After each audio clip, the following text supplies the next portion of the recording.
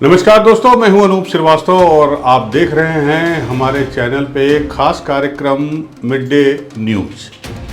Mid day news में हम आपको दिखाते हैं दिन की बड़ी खबरें। जी हाँ, वो खबरें जो आपसे ताल्लुक़ रखती हैं, देश और दुनिया से ताल्लुक़ रखती हैं। तो चलिए शुरू करते हैं इस बुलेटिन की पहली खबर मौसम के साथ। मौसम विभाग ने अलर्ट जारी किया है कि अब आप गर्मी के लिए तैयार हो जाएं। मौसम विभाग की भविष्यवाणी के मुताबिक मंगलवार के बाद एक सप्ताह के भीतर तापमान में 3 से 5 डिग्री तक की बढ़ोतरी हो जाएगी, जिससे बैसाख यानी हिंदी महीना बैसाख की जो तपिश है वो तपिश भरी गर्मी का दौर अब शुरू हो जाएगा, जो जेठ तक जारी रहेगा। जी हाँ, जून के मिड तक जारी रहेगा, जब तक कि मानसून नहीं आता। इस बीच खेतों में गेहूं की कटाई कर रहे किसान पहले से ही बढ़ती गर्मी से परेशान हैं। रविवार को प्रयागराज में 39.8 डिग्री सेल्सियस तापमान दर्ज किया गया, जो प्रदेश का सबसे गर्म स्थान रहा। यानी प्रयागराज जो है वो सबसे गर्म शहर रहा, जबकि वाराणसी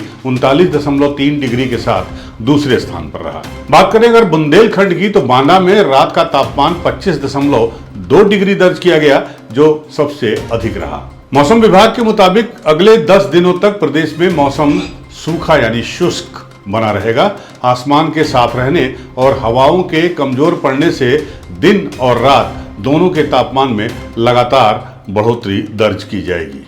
चलिए प्रदेश के मौसम के बाद जब दुनिया के मौसम की बात करते हैं। ईरान और अमेरिका में वार्ता विफल होने के बाद राष्ट्रपति डोनाल्ड ट्रंप ने अपने सोशल मीडिया प्लेटफॉर्म पर एक लंबा चौड़ा बयान लिखा है। उन्होंने कहा कि अमेरिकी नौसेना अब उन जहाजों को रोकेगी जो ईरान के बंदरगाहों की ओर जा रहे हैं या वहां से निकल रहे हैं। अमेरिकी सेंट्रल कमांड के मुताबिक ये कार्रवाई सोमवार सुबह 10 बजे से लागू की जाएगी। यानी जब ये वीडियो आप तक पहुंचेगा तब तक ये लागू हो चुकी होगी। अब राइटर्स की रिपोर्ट है कि डोनाल्ड ट्रंप ने आरोप लगाया कि ईरान जहाजों से अवैध शुल्क वसूल रहा है और दुनिया के समुद्री व्यापार को बंधक बना रहा है। उन्होंने चेतावनी दी कि जो भी जहाज ईरान को भुगतान करेगा उसे सुरक्षित पैसेज यानी जाने का मार्ग नहीं मिलेगा। ट्रंप ने यह भी दावा किया कि इस्लामाबाद वार्ता में लगभग सभी मुद्दों पर सहमति बन गई थी, लेकिन ईरान अपने परमाणु कार्यक्रम पर पीछे हटने को तैयार नहीं हुआ। ट्रंप के शब्दों में हमें 90 या 95% नहीं चाहिए, बल्कि पूरा का पूरा 100% चाहिए, 100%। अब अमेरिकी मीडिया रिपोर्ट्स के मुताबिक वाशिंगटन ने ईरान के सामने 4 बड़ी शर्तें रखी। पहला कि यूरेनियम संवर्धन का कार्यक्रम जो है वह पूरी तरह से बंद किया जाए, परमाणु जो ढांचे हैं ईरान में वो खत्म हो, साथ ही क्षेत्रीय सहयोगी गुटों को समर्थन जो दिया जा रहा है वो रुके, जैसे हमास वगैरह को। होर्मुज स्ट्रेट पूरी तरह से खोला जाए और उससे वसूला जा रहा टोल खत्म किया जाए। लेकिन ईरान ने इन मांगों को मंजूर नहीं किया और बातचीत फेल हो गई। अब डोनाल्ड ट्रंप के इन बयानों के बाद ईरान की प्रतिक्रिया भी सामने आई है। अमेरिकी घोषणा के कुछ ही समय के बाद ईरान की इस्लामिक रिवॉल्यूशनरी गार्ड कॉर्प्स यानी इस्लामिक रिवॉल्यूशनरी IGRS ने कड़ा बयान जारी किया है और ईरानी एजेंसियों के मुताबिक IGRS ने कहा कि होर्मुज स्ट्रेट पर उनका पूर्ण नियंत्रण है, फुल कंट्रोल है, एब्सोल्यूट कंट्रोल है और कोई भी सैन्य जहाज यदि नजदीक आया तो उसे युद्ध विराम का उल्लंघन माना जाएगा और उसका जवाब बेहद कड़ा और निर्णायक होगा। उधर वॉल स्ट्रीट जर्नल ने IGRS के एक फुटेज का हवाला देते हुए कहा कि जल डमरू मध्य की हर गतिविधि पर ईरान की नजर है। यानी संदेश साफ है कि अमेरिका नाकाबंदी लागू करने की कोशिश करता है या लागू करता है तो अब मिडिल ईस्ट की खाड़ी में समुद्र में सीधा टकराव हो सकता है। क्या उत्तर प्रदेश के नोएडा में एक बड़ा श्रमिक आंदोलन होने की गुंजाइश थी या होने वाला था? और क्या इसी खतरे को भांपते हुए यूपी के सीएम योगी आदित्यनाथ ने अफसरों को तुरंत सख्त निर्देश भी जारी किए? नोएडा समेत प्रदेश के औद्योगिक क्षेत्रों में श्रमिकों की समस्याओं का 24 घंटे के भीतर समाधान करने का आदेश सीएम योगी ने जारी किया है। सीएम योगी ने यह भी साफ कहा है कि हर श्रमिक को सम्मानजनक मानदेय, समय पर वेतन और ओवरटाइम का नियमानुसार भुगतान मिलना चाहिए। साथ ही कार्यस्थल पर सुरक्षित माहौल, स्वच्छ पेयजल, शौचालय, विश्राम गृह, स्वास्थ्य सुविधाएं और हर जरूरी सुरक्षा उपकरण उपलब्ध कराना उनसे काम करवा रही कंपनियों की मुख्य जिम्मेदारी है। इसके साथ ही मुख्यमंत्री योगी आदित्यनाथ ने सभी औद्योगिक विकास प्राधिकरणों को उद्योग प्रतिनिधियों और इकाई प्रबंधन से तुरंत संवाद स्थापित करने के भी निर्देश दिए हैं ताकि समस्याओं का समाधान बातचीत से हो सके। इसके साथ ही उन्होंने ये भी चेतावनी दी है कि श्रमिकों के नाम पर माहौल बिगाड़ने वाले तत्वों की पहचान कर सख्त कार्रवाई की जाए।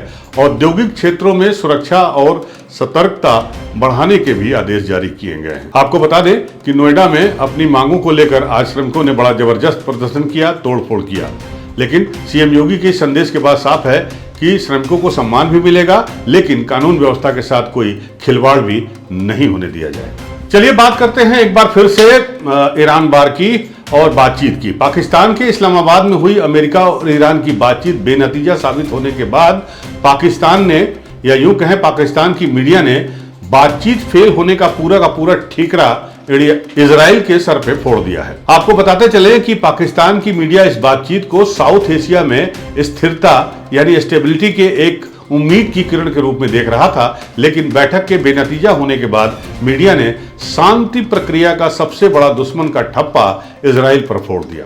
इजराइल के द्वारा लेबनान पर हमले कम करने, अमेरिका के द्वारा फ्रीज की गई ईरानी संपत्तियों को बहाल करने जैसे बिंदुओं पर चर्चा हुई, लेकिन हॉर्मुज स्ट्रेट जैसे रणनीतिक विवाद के चलते किसी भी बड़ी सफलता का जश्न मनाने का मौका नहीं मिला, न ही मीडिया को और न ही पॉलिटिकल पार्टीज को। पाकिस्तानी मीडिया का मानना है कि इजरायली प्रधानमंत्री बेंजामिन नेतन्याहू के बयान के बाद इस्लामाबाद वार्ता के बीच भी हमले करने की वजह से ये बातचीत फेल हुई, और ये साफ करता है कि इजराइल इस शांति प्रयास को असफल करने पर आमदा है।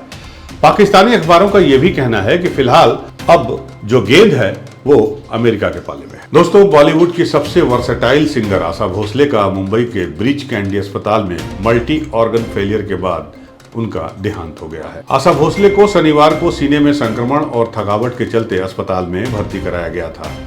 आशा भोसले के बेटे आनंद भोसले ने बताया कि सोमवार सुबह 11 बजे लोअर परेल स्थित कांस में लोग उनके अंतिम दर्शन कर सकते हैं, यानी जब ये वीडियो रिकॉर्ड हो रहा था उस समय अंतिम दर्शन हो रहा था, और शाम 4 बजे मुंबई के शिवाजी पार्क में आशा ताई का अंतिम संस्कार होगा। भारत के प्रधानमंत्री नरेंद्र मोदी ने आशा भोसले के निधन पर गहरा दुख जताया है, और प्रधानमंत्री ने कहा कि आशा भोसले जी के निधन से गहरा दुख हुआ, जो भारत की सबसे प्रतिष्ठित और बहुमुखी आवाजों में से एक थी। पीएम ने कहा कि मैं उनके साथ हुई हर बातचीत की यादों को हमेशा संजो कर रखूंगा और वीडियो को प्रेरित करती रहेगी। उनके गीत लोगों के जीवन में घूमते रहे। चलिए आइए आपको बताते हैं कि आशा भोसले का लखनऊ से क्या कनेक्शन था, जहां से ये वीडियो आप देख रहे हैं रिकॉर्ड हुआ है।